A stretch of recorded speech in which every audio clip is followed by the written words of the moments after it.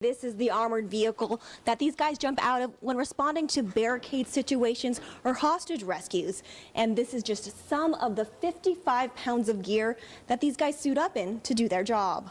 High school students say it's as easy as this to get their hands on this drug. So far this year, Yakima police say they've responded to 17 marijuana-related incidents, and 10 of them have resulted in arrests. Let me show you what police say happened.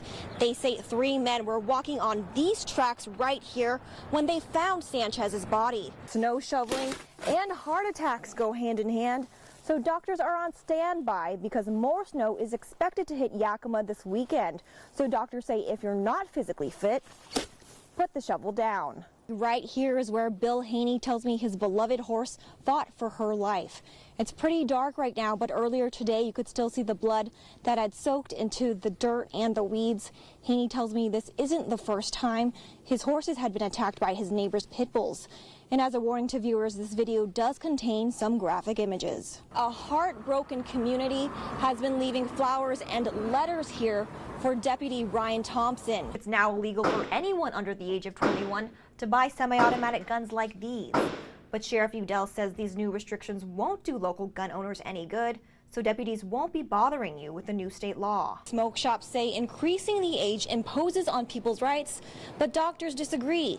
They say keeping tobacco products like these out of the hands of young people could save lives. Please get down. Show me your hand. We've been actively shot at. You've heard about them, Hostage here. Hold. but few have seen them in action. Go. Getting some of the real bad guys. Shepard, Tovar, Sutton, and Rajko.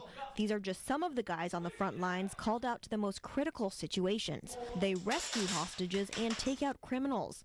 They're the Yakima SWAT team. It's definitely the hardest things I've done, and you have to bring your A game. There is no second chance on this. And under the direction of SWAT Team Commander Chad Stevens, these brave men trained for the unthinkable. The team is made up of officers from the Yakima Police Department, the Sheriff's Office, Grandview and Union Gap Police, and even a firefighter from YFD. On this afternoon, they're running through scenario after scenario, simulating a hostage rescue. And knowing that these incidents that they respond to could potentially be their very last if things go wrong, the guys still choose to put their lives on the line. Suspect down. One suspect down. Armed with a semi-automatic rifle and a bulletproof vest, many of them say putting crooks away is the reason they're ready to make the ultimate sacrifice. At first it was just the kind of the action adventure of the position, and then it really became about the team atmosphere and camaraderie and taking part in getting some of the real bad guys that are in the community. And with 55 pounds of gear to wear, taking part in missions is not only physically demanding, but mentally as well. You're thinking about the unknown and what's on the other side of that door. What many people may not realize is every single guy on this squad has a day job. Some of them as patrol officers, others as detectives. But a few days a month, they make time to train for those situations that they say require specialized training that only an elite group can handle. Many of them have dedicated years to being on the team, and after seeing some of the best and worst in mankind, Shepard has a message to lawbreakers. To suspects out there, if you see us arrive, it's time to stop what you're doing and give up. I didn't want to shoot him. I'm an animal lover. Bill Haney says despite witnessing 4 pit bulls attacking his horse of 23 years, he made the decision not to shoot.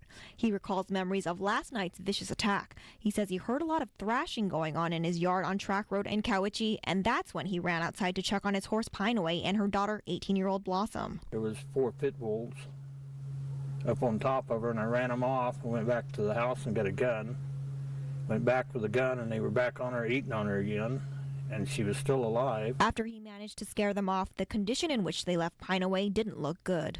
Both front feet were broke off, and her throat was just about gone, and lacerations, most of the hide off her leg, and he really did a job on her, did it quick. Haney says Blossom walked away with a few gashes on her muzzle, but a veterinarian euthanized her mom to put her out of her misery. She kept bawling and squalling for her mom, and her mom's laying down there dying and still talking to her daughter.